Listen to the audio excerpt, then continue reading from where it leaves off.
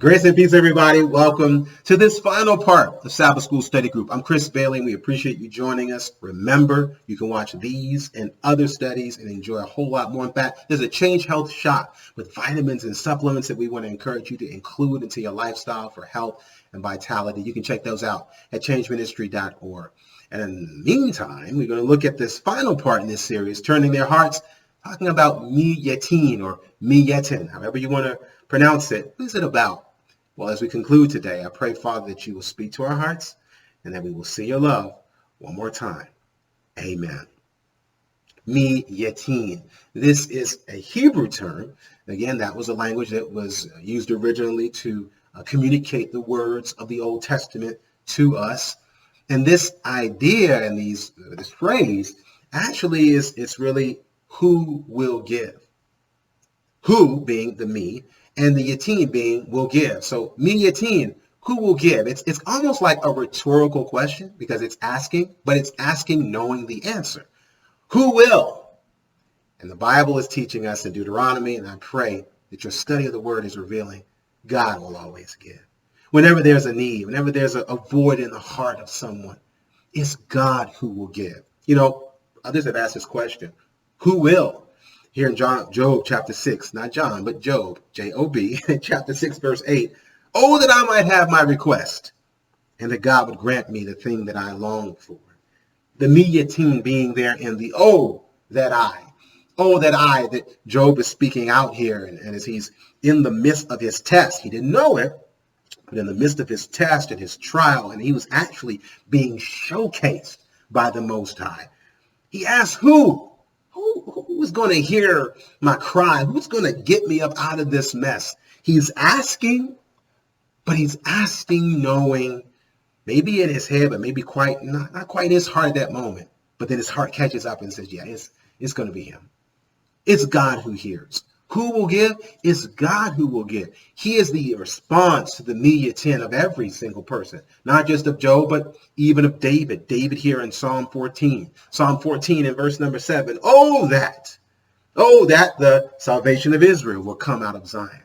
And when the Lord bringeth the captivity of his people, bringeth back the captivity of his people, Jacob shall rejoice and Israel shall be glad. Oh, that the Lord will do something, because if he does something, I'm going to be happy about it. All Israel's going to be happy about it. And David knows, and we've got to believe that the Lord will do just that. He's always on the other side of our oh. Whatever it is, oh, how am I going to pay my bills? Oh, how am I going to handle my children? Oh, what am I going to do about this diagnosis? The Lord is on the other side of that oh.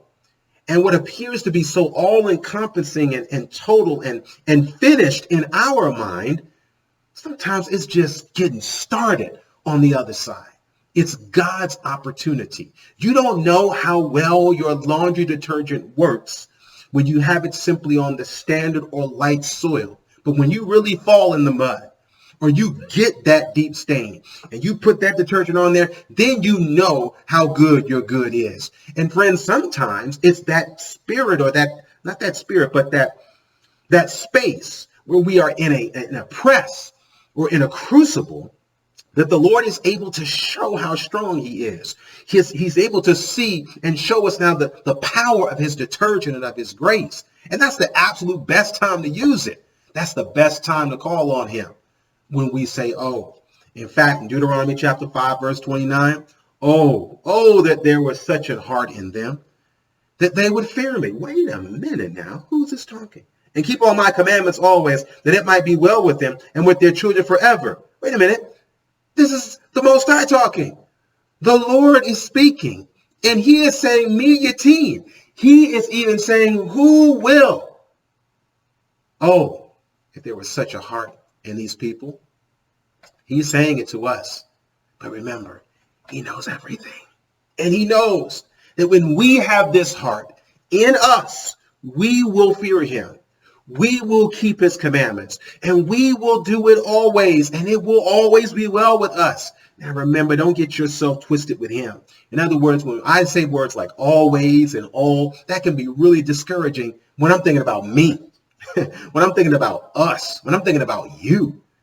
We are sometimey at best Maybe always intent, but we don't always execute.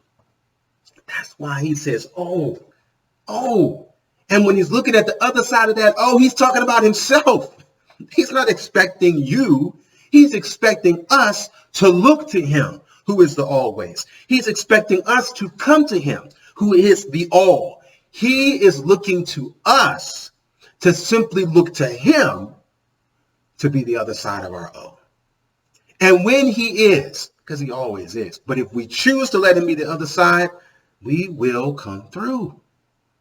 I can't say that if it was up to us. I can't say it if it was up to me, but I can say that if it's up to him. And we can believe that when we're believing on his word. So let's do it. Let's believe on his word. Let's stop looking at our sometiminess and look at the alwaysness of Jesus and recognize that he was here before us. He's with us now. And if time lasts, we go to sleep, he's going to be there after, because he's going to be the one to wake us up. We don't have to worry about either one of those extremes, the past or the future right now. All we got is this. And if he's going to be there and doing stuff in those times, we got this covered because he's got us covered. He is on the other side of your O. Keep walking. He's on the other side of your O. Turn that O into a thank you. He's on the other side. Even if you don't see it, keep walking. If you got to keep climbing, because on the other side, there's a precipice. There's a crest. There's a breakthrough.